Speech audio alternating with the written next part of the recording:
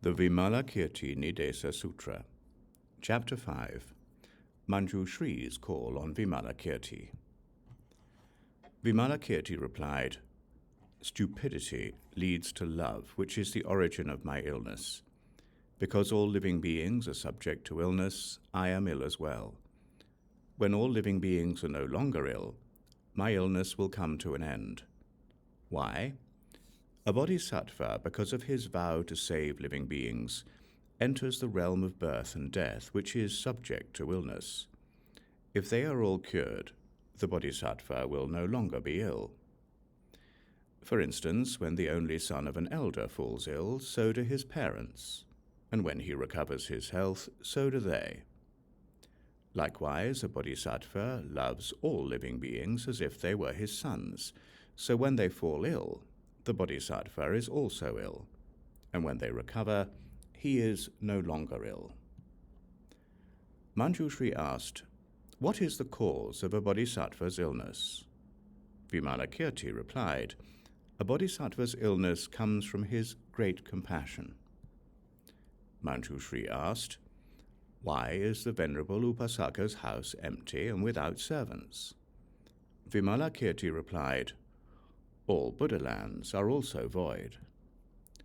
Manjushri asked, "Of what is the Buddha land void?" Vimalakirti replied, "It is void of voidness." Manjushri asked, "Why should voidness be void?" Vimalakirti replied, "Voidness is void in the absence of discrimination." Manjushri asked, "Can voidness be subject to discrimination?" Vimalakirti replied, "All discrimination is also void." Manjushri asked, "Where can voidness be sought?" Vimalakirti replied, "It should be sought in the 62 false views." Manjushri asked, "Where should the 62 false views be sought?" Vimalakirti replied, "They should be sought in the liberation of all Buddhas." Manjushri asked, "Where should the liberation of all Buddhas be sought?" Vimalakirti replied, "It should be sought in the minds of all living beings." He continued, "The virtuous one has also asked why I have no servants.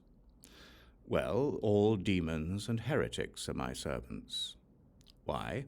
Because demons like the state of birth and death, which the bodhisattva does not reject, whereas heretics delight in false views, in the midst of which the bodhisattva remains unmoved."